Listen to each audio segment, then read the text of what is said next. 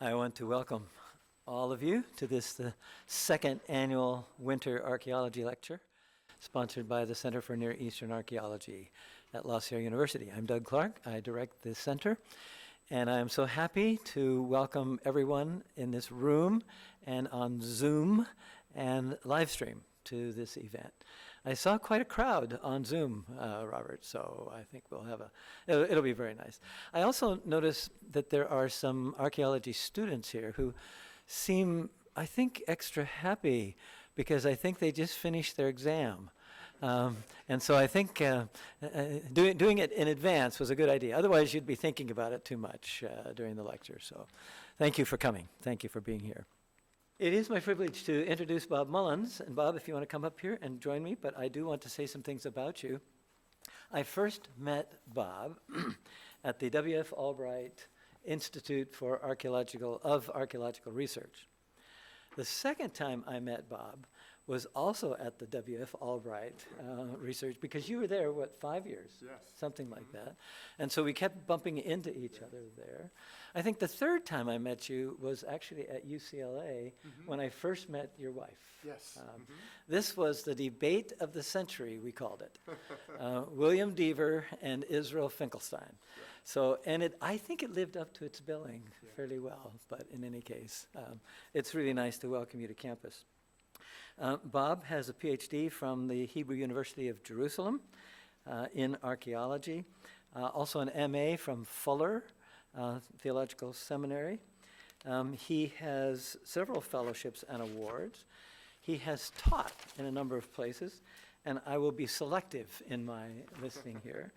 The University of the Holy Land, Jerusalem University College, Hebrew University of Jerusalem, Vanguard University of Southern California, UCLA, and where you are now at Azusa Pacific University. He has excavated at a number of places. The site that he will be talking about this evening, Tel Abel Beth Maacah in Israel, northern Israel, Gezer, Tel Gezer, also several other sites, including a couple in Turkey, Zingerli Huyuk, and Atkana, but Alalak, as we would know it. Tel Rehov, you worked for, how many seasons? Gosh. That was a lot of seasons that you did there. It was 5 years or so. The Gaza Regional Project in Palestine, Masada, Tel Dor, Lachish, and Khasila. I mean, that's a long list of really important archaeological sites, and so we are deeply appreciative. Bob has published widely, continues to work actively in archaeological research and writing. Articles number 60 or more, and I'm sure there are more. I mean, I'm working with a CV here, but I'm sure there are more. 3 books, book chapters 15, and he has lectured probably close to 100 times in different places around the world. We are so happy to welcome you here to talk about the uncovering secrets of a biblical city. And this is Abel Beth Maacah on ancient Israel's northern frontier. Thank you. Welcome. Thanks so much, Doug. You bet. It's a pleasure. All right. Thank you, everyone. So let's hop right into it. These are my 2 co-directors here, Nava Panitz-Cohen, Naama Yehoram. The fellow next to Nava is Amichai Mazar. He's one of the better-known archaeologists in Israel, and he's supervised all 3 of our dissertations. And we very much style ourselves in the tradition of Amichai Mazar in our excavation methodology and so forth. Now, for those of you that don't know the location of the site, we sit at the intersection of 3 ancient and modern polities. We have ancient Phoenicia, which is today Lebanon, Aram in biblical times, which is Syria today, and of course, Israel. And given its location on the borders, this city must have shifted its allegiance between different powers. And this is part of what interested us in excavating this site, is are we able to identify this? Are we able to trace this? The site is about 4.5 miles west of Tel Dan, and if you look at the picture there, you can see that we're actually a little bit north of Tel Dan. That actually makes us the northernmost site in Israel. And the site's located in a little like finger that juts up into Lebanon.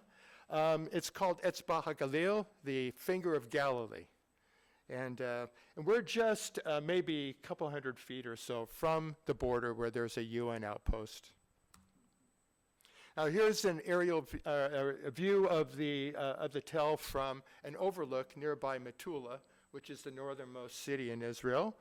And there is both an upper mound and there's a lower mound, which is typical of a lot of sites, as you know, with the Hula Valley in the background and then the Golan Heights. Every morning when we go up to the Tel, we have a beautiful view of the sun coming up over Mount Hermon.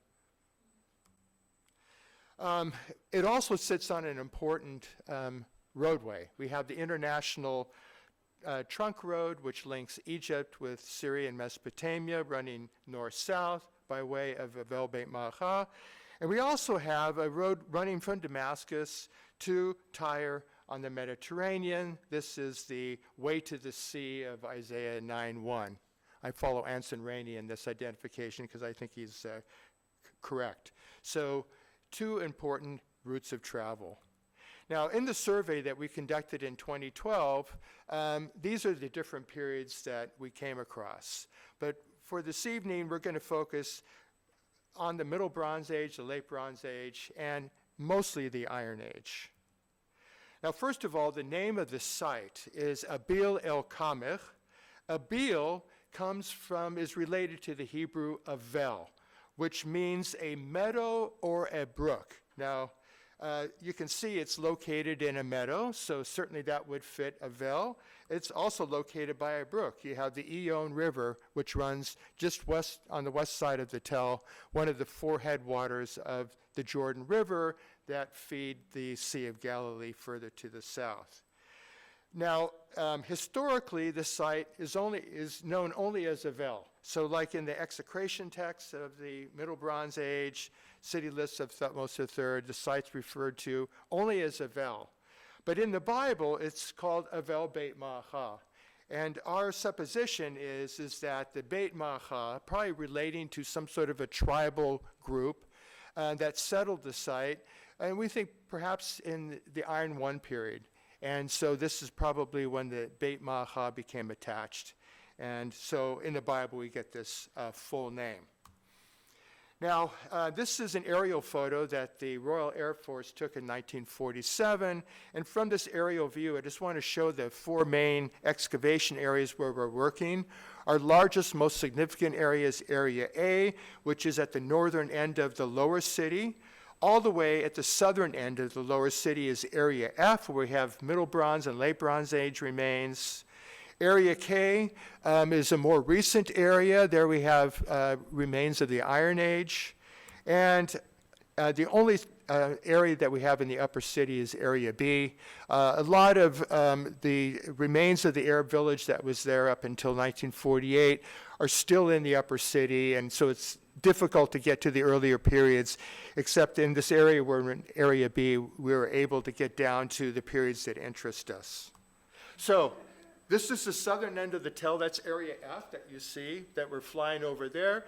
And that is Area O, which I didn't have on the map, but we also have Middle Bronze, Late Bronze remains there. The drone is now turning to the north. You can see the elongated shape of the Tel with Area K, where we had a Hebrew inscription I'll get to in a little bit. The tree that you see that we're flying over now is where we have our breakfast in the shade every morning. And this is our largest, most significant area, Area A, where we have remains from the time of David, the time of the divided monarchy. Also, as you see where it steps down on the slope there is from the Iron I. And this is Area B in the upper city. We have a large citadel of the Iron IIA, 9th century BC.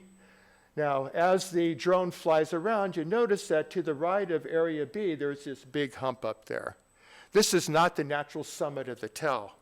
The Israelis in the early 1980s actually bulldozed remains of the Arab village and created a capping on top of there to put bunkers so they could observe anybody invading the country from the north. And so, unfortunately, any potential remains are completely covered. So, this was an area that we really wanted to excavate, but there's like 15, 20 feet of rubble from piled there by the army. Now we're coming along the west side, and here you can see Area B again in the upper city. Here's the rest of the upper city. You don't really see the remains very well, but there are still some foundations of the Arab village that was there. And back to Area A. And that's where we end. So just give you a little bit of a visual impression of the site. And as you can see, there's a lot of work to do. Shown here in orange are the three areas where we have remains from the Middle Bronze Age and the Late Bronze Age.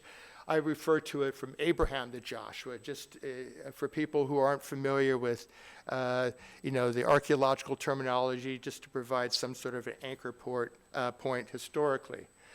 And so we're going to begin with Area F at the very southern tip of the tell, where we have fortification wall that was built in the Middle Bronze Age, the second half of the Middle Bronze Age, Middle Bronze 2B, and continuing into Middle Bronze 2C. And it includes, such a carinated bowl as you see here. On top of the Middle Bronze Age occupation, there was Late Bronze Age occupation, also abutting the city wall. So Avel was one of the few cities in Canaan at the time that was fortified during the Late Bronze Age.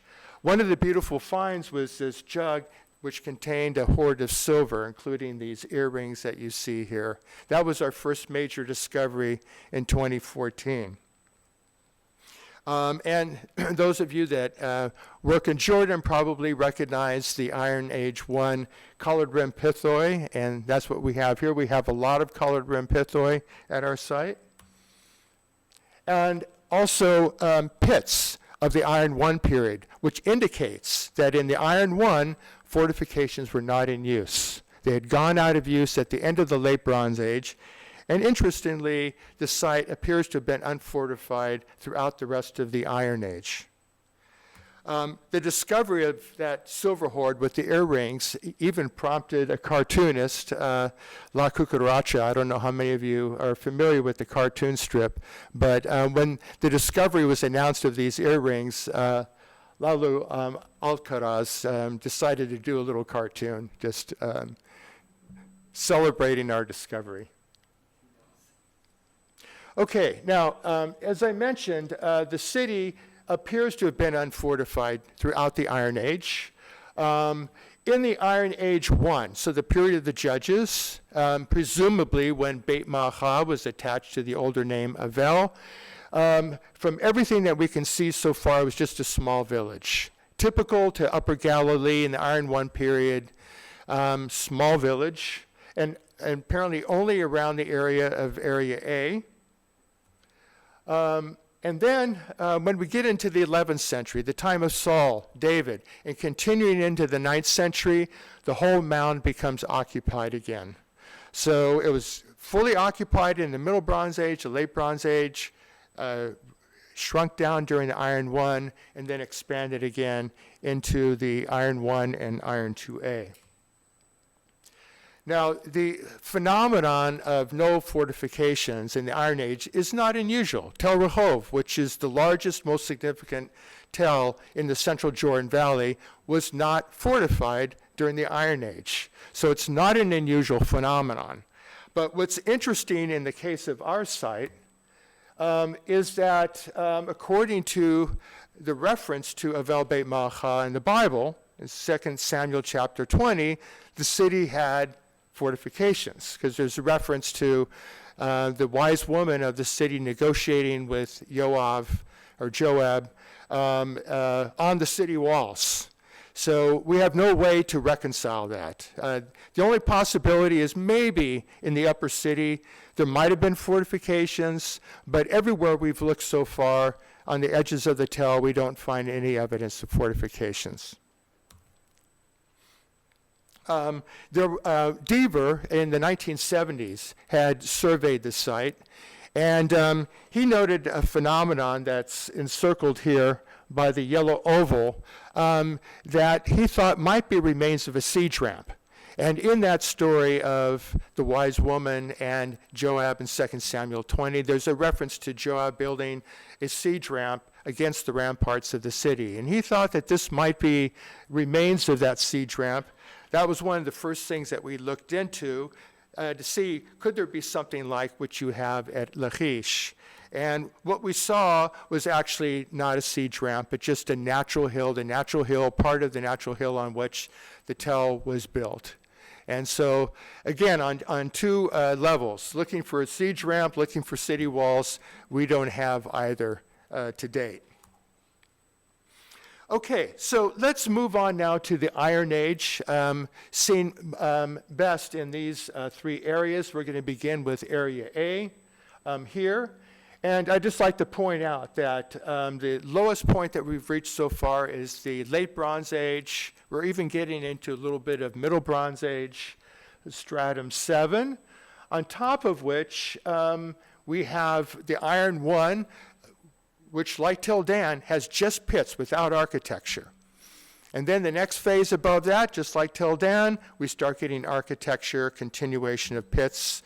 So Dan and Abel are very similar in many ways in terms of their archaeological development. This would be the village during the period of the Judges. Radiocarbon dates show that it was destroyed sometime in the 11th century. And then on top of the Iron One, of which we have like 3 phases or so, we then get into the Iron One and basically late 11th, early 10th century. So we're talking about the time of Saul, David. And here too, we have radiocarbon dates for the end of stratum A2. And this puts it between 980 and 915 with a 68.2% probability. So it seems that the Iron One ends quite late at this site. Further to the south, you have sites where the Iron One ends much earlier, but it continues later at our site. And it's a very clean Iron One assemblage. Here's just an aerial photo just showing some of the main walls of the stratum A2, which would be, let's just say, the Davidic city, just for the sake of simplicity.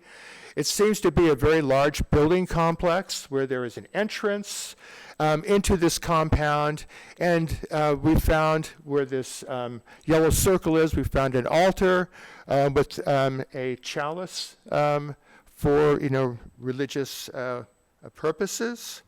And then we also found evidence of metallurgy. This includes tuyères and also a pot bellows, both of which are used in iron or any sort of metal production. Now, if you're not familiar with what a tuyère is or what a bellows is, here you can see the bellows pot here, which is what we found. And then you've got this hand-operated device where you pump air through a reed pipe to the tuyère, which then goes into a crucible where you have your ground ore, either copper, which you can then mix with tin to make bronze, or iron. And what is interesting about our site is we do have evidence of iron. Now, Tel Dan, which also has a big metallurgical center, only bronze. But our site, we have both bronze and iron. And this is not unusual. I mean, the 11th century, in Lebanon as well, my wife tells me, there are several sites where there's evidence already in the 11th century of experimenting in iron. And so Avel were just a part of that same phenomenon. And of course, there is that famous passage in 1 Samuel about the Philistines having control of iron and the Israelites having to take, metal tools to them for sharpening and so forth. Now, I think one of the very interesting areas of this complex is what I've highlighted here in red. This is some sort of a shrine or a sanctuary. We have a main hall, a side chamber, and we have a back room. This probably continues further to the west, behind that back room, but what you're seeing, the stone pavement that you see there is from the 9th century. It's one phase up. This is stratum A2, the next phase up is A1. So we haven't fully exposed this complex, but what we have uncovered, I think, is quite interesting. You can see that in the corner we have this clay installation, which you'll see a close-up of it in a little bit. What we assume to be an offering table, a couple of cult stones lying down. Here's just another view, a little bit closer view of the clay installation. Of great interest is this stone basin in which we found olive pits, and this is what gave us the radiocarbon dates that we have for the destruction of this sanctuary sometime in the middle or towards the last third of the 10th century. Found between the clay installation and the stone basin was this interesting object, which was all in pieces. And when we put it together, we got this object, which is, as probably many of you would recognize, a cult stand. What we were unsure about is this little, what looks like a little cups that was found sitting inside the mouth of this stand. But once we were looking for parallels, we came across this one from Megiddo, the exact same Iron I period as our stand comes from. And so it's pretty clear that what we have is the peg of what would have been a bowl that was attached to that. And so that would have rested inside the cult stand. In our mind, that pretty much argues in strong favor of this building being some sort of a cult structure, but probably open air, because just the configuration of the walls are such that it probably was not roofed. Here's the close-up of this clay installation, which seems to have been a main focus of worship in this building. Completely unique. I haven't found parallels to anything like it. My wife, who knows Syria and Lebanon quite well, said, and Cyprus, she's not seen anything like it. So it appears to be very unique. So it's an installation built entirely of clay. You have this kind of screen wall that runs around the base of it. This arrow is pointing to an opening that takes you into the back room behind. You can see here where the arrow is pointing, plaster is still preserved on the walls, beautifully preserved, and that plaster runs down into the installation itself, which, as you see, has two basins. The basin on the right has a hole in it, and that exits there on the side. So we think there were probably some sort of libation practices going on here, and the fluids would run out and collect in that little trough at the base. But beyond that, we don't really have any idea about its function. Okay, now we don't know what brought an end to this Davidic era settlement, but one suggestion might be Ben-Hadad, who made a campaign around the year 900.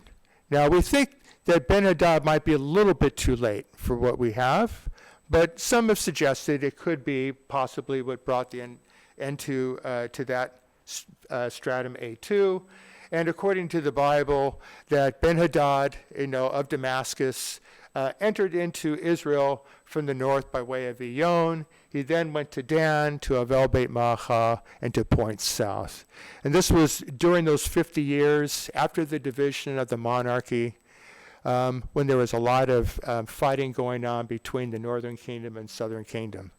And so Asa, king of the south, invited Ben-Hadad to invade Israel from the north, allowing him to then recapture territory around Jerusalem. Now, one phase above that, stratum A1, we get into the 9th century, late 10th and the 9th century. And we still have the same general complex of buildings. The sanctuary itself is gone out of use, but just to the west of it, on that stone floor where that star is, we found this iron 2A amphora filled with, can anyone guess what's inside that jar?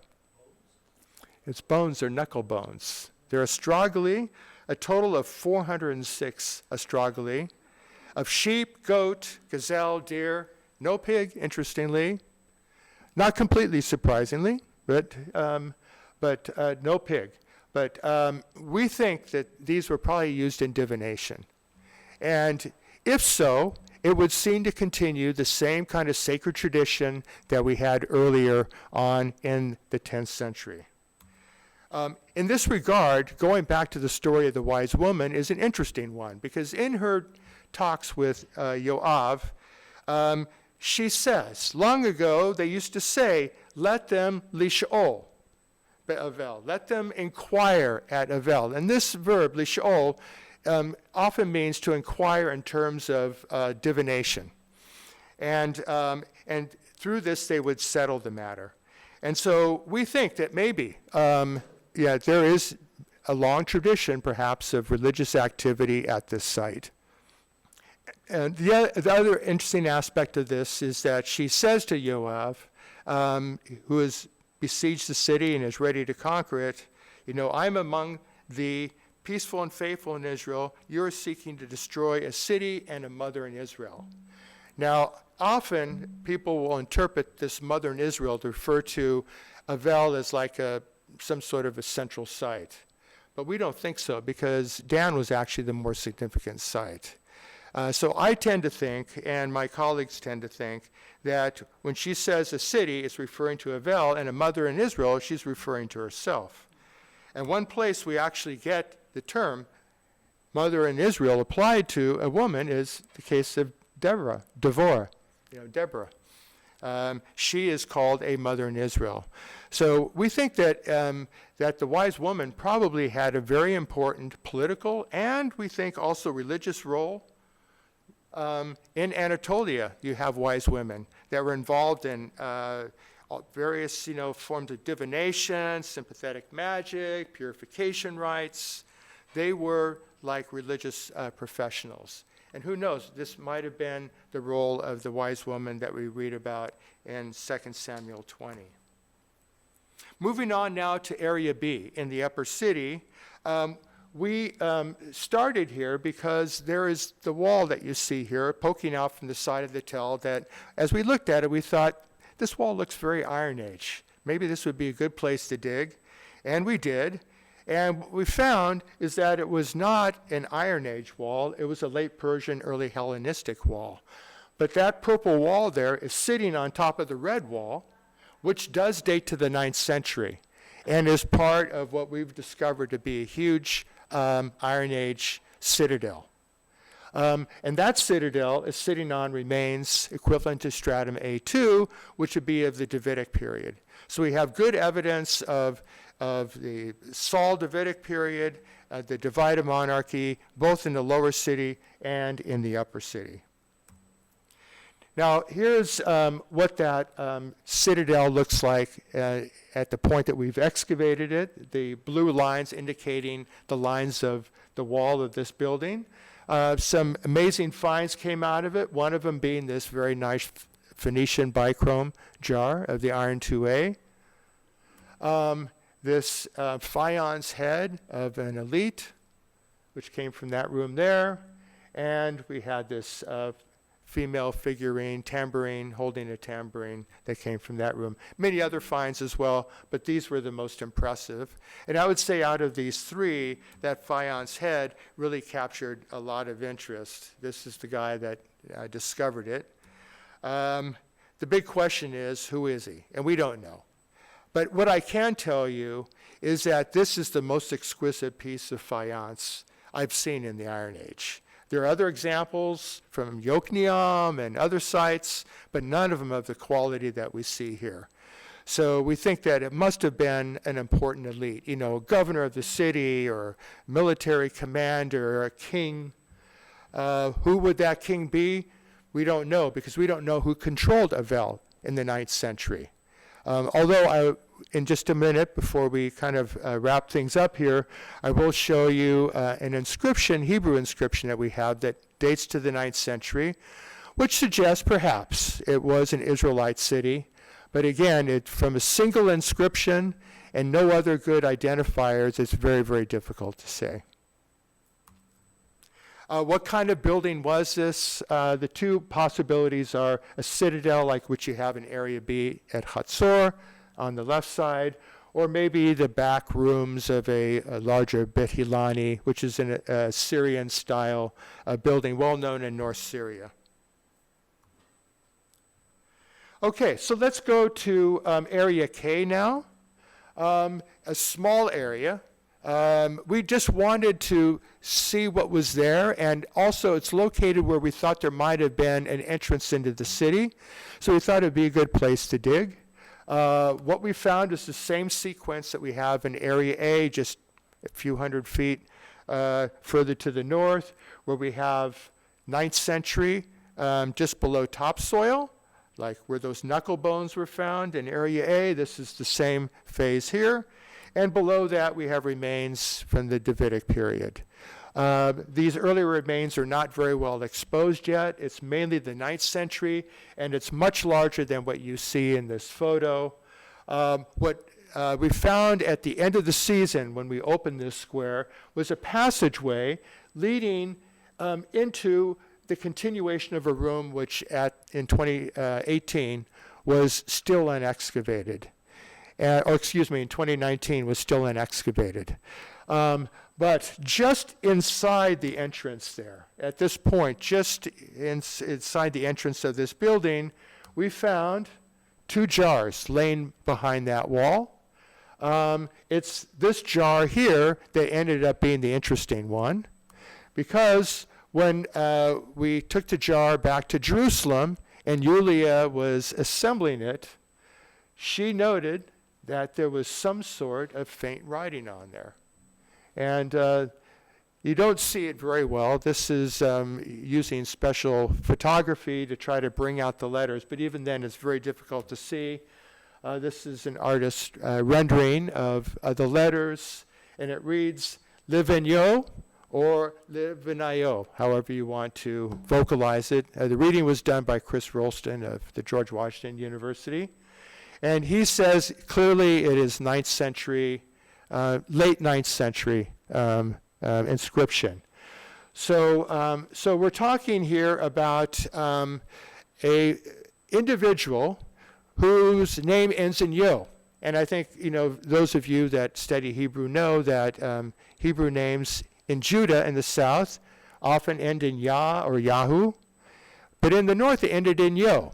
So in the south, for example, 100 years earlier in David's time, one of David's merry men and military, associate and so forth, was one Benaiah. I think he became Solomon's military commander.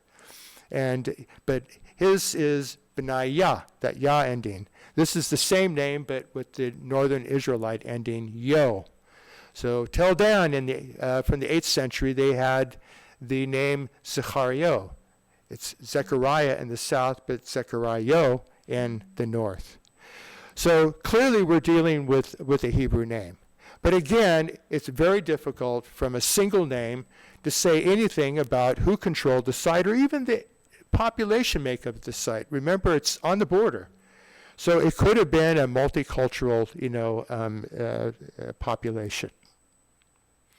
Now in 2020, during COVID, we did carry out a small season to continue excavating this room. We found 35 more jars.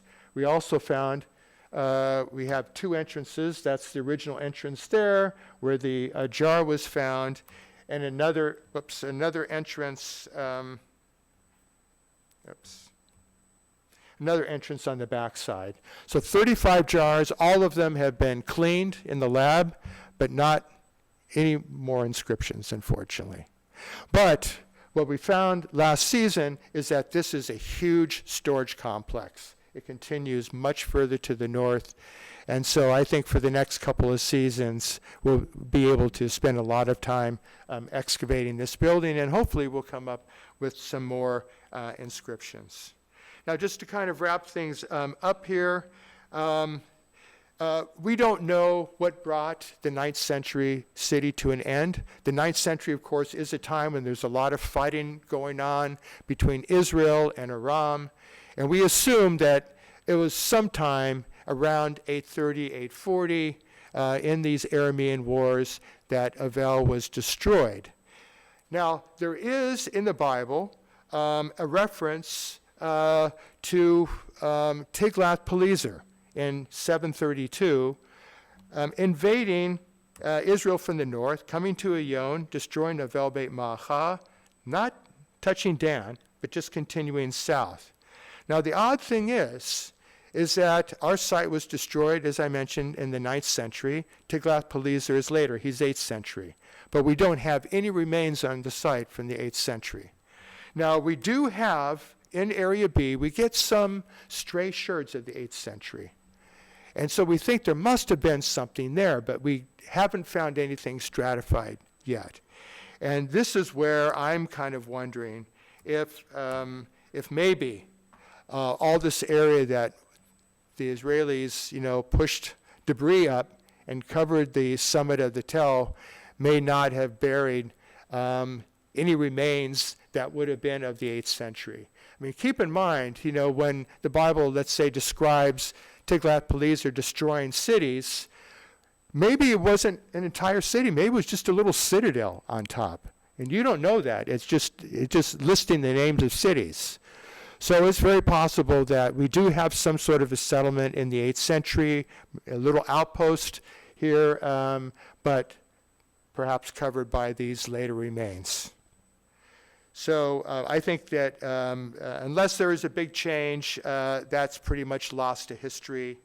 I mean, this photo shows, what the summit looked like before all the earthworks done by the IDF.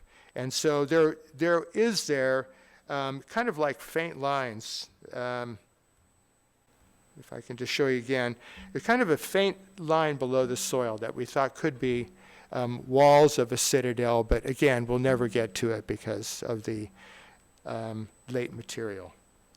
And with that, I draw things to a close. Thank you.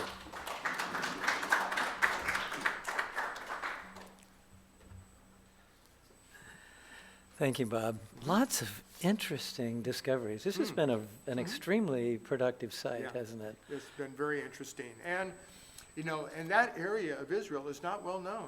I mean, other than Tel Dan, this is the only other major site in the area. So. Right. So we want to open this to questions that you might have. I don't know, Rory, if we have anything in the chat. Rory is going to use her microphone to repeat both of these. So if you have questions, please raise your hand. I'll let you take those. I have some, but I'll wait. Okay. I'll be polite. Yeah. So the question is about whether the king, or whether the head that was found could have possibly been King David or Solomon or one of the famous biblical kings. Yeah, it's difficult to say. I mean, look, it's 9th century, and the king ruling at the time would be Ahab or his son Jehoram. And I would think that if it is an Israelite king, representing an Israelite king, they would be more likely than David or Solomon. But who knows? Certainly, as I said, it's an elite of some sort. It's an important person to have that quality of an image. And by the way, the head was broken off. And so it would have stood on a body most likely, and we sifted everything, and we didn't find remains of the body.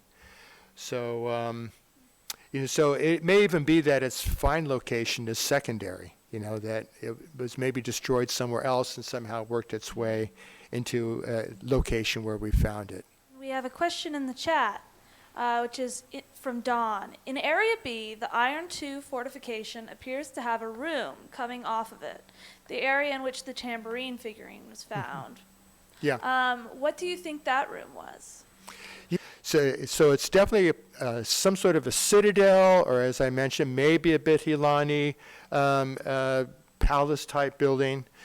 There are some preserved floors, but they're clean of pottery. Except with a few exceptions. So it's very difficult to tell what the function of these rooms would have been. And it's just a variety of stuff. Like you say, the tambourine figurine, we have the Phoenician bichrome jar, we have that faience head. So it's really, but let's say if it was a citadel building, it would have been for administrative purposes. And so that's probably about as far as we can speculate at this juncture. Now we are finding more of that building as we excavate further to the south. And so maybe if we come up with more better context, we'll be able to say more about its function. Yeah, so the question is about how you kind of navigate different aspects of research, biblical work, faith-based work, and then also archaeological work, how you navigate relating all those things. It's not always easy, I have to say. I always try to remind people that first of all, when we're reading the Bible, we always have to be conscious of genre. We have to be conscious of the fact that these books did not descend whole cloth out of heaven. They were written, there were various sources that were combined. The Deuteronomistic history being one example, earlier sources being redacted and newer material incorporated into it. And frankly, I think that, this could be part of the answer for the missing walls.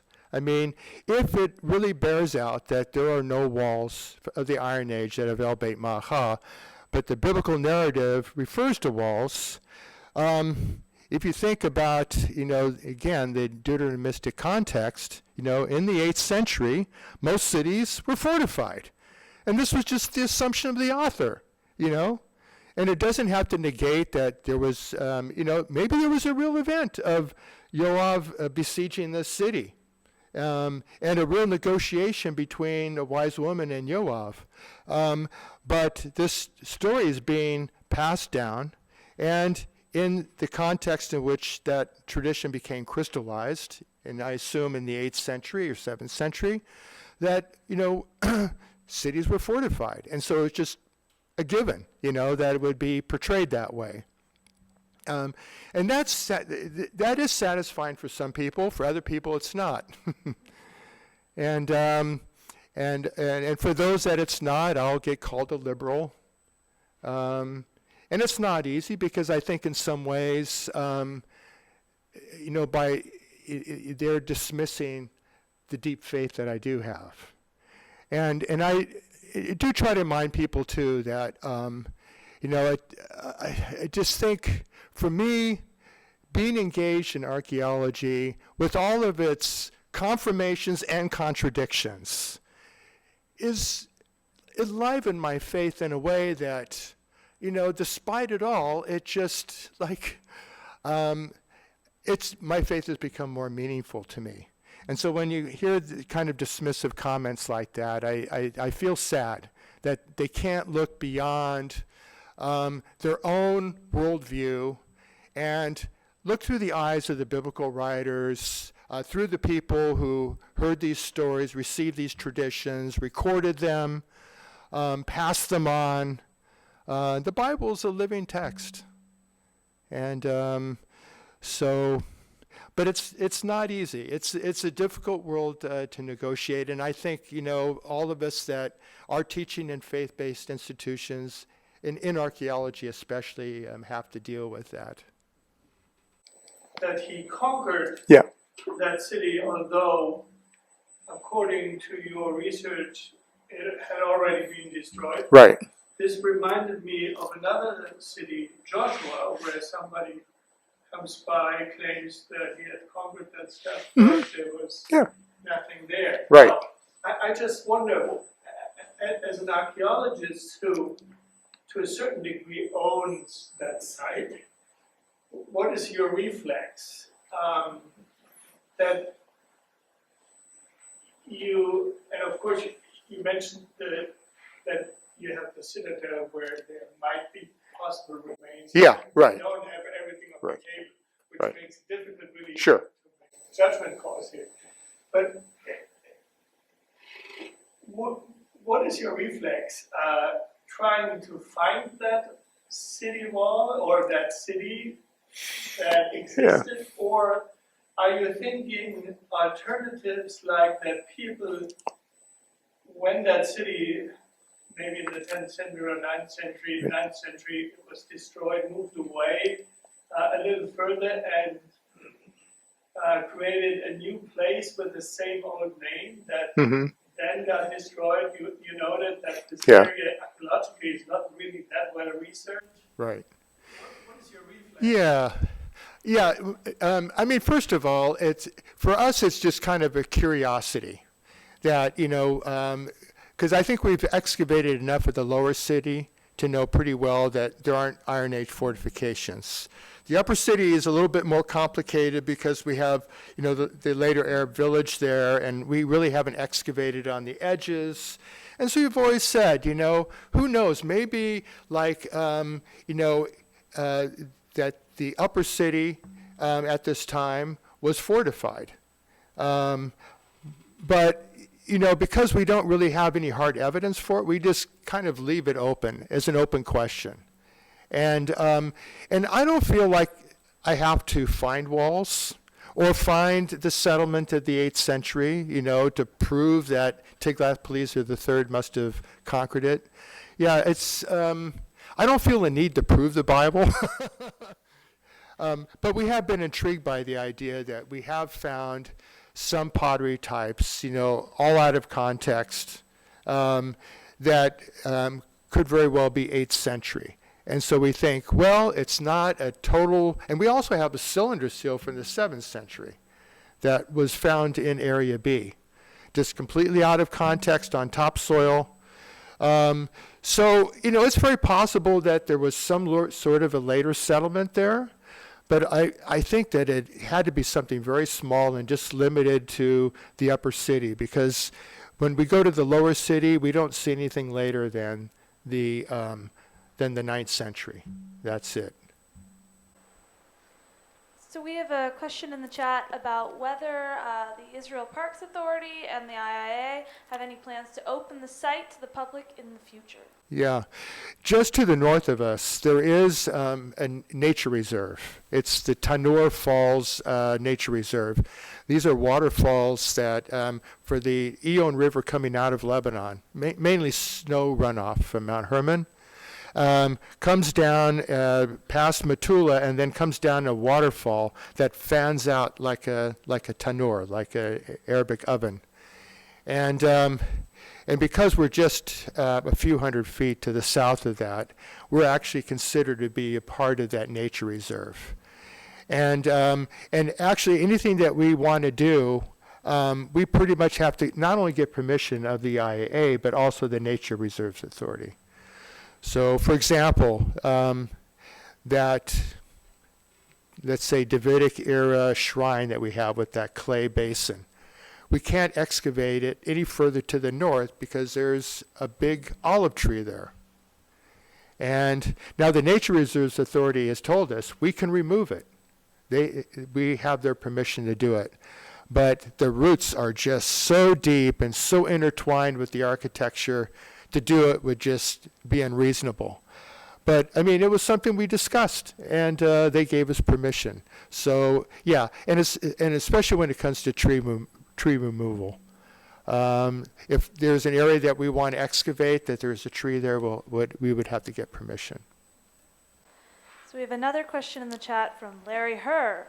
He's interested in the collared pithoi. You Yeah. said you had many of them. Yeah. This was very far north for this style. Do you also have the Galilean style? Yeah, no, that's true. And what's interesting is that they only show up in the earlier wait, no, excuse me.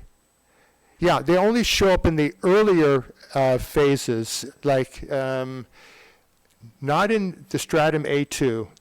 There we're getting the Tyrian pithoi. But in the phases below that, A3, A4, that's where we're seeing the colored rim pithoi. So it seems that the colored rim pithoi are like in the 12th century, the beginning of the 11th century, and then they disappear, and what we're seeing are the Tyrian pithoi. So there might be something chronological there or regional, I'm not sure. Thank you. Thank you again. All right, thank you. I'm sure that Larry Herr would like to continue that conversation, so. But I need to express some thanks, and we will close. I'm grateful to the Zipporah School of Business, and especially Loveland Razzouk for helping us coordinate this venue. The IT crew here, with Gabe Mendoza, Kevin Spire, and Daniel Salona is in the back. Rory Slattery did such a successful job, A+ on translating those questions, so I appreciate that. And Donna Acevedo has had a lot to do with this, formerly at the center, still working for the center as our social media coordinator. And I want to thank all of you for coming, whether you are here in person or via Zoom or live stream. Thank you so much.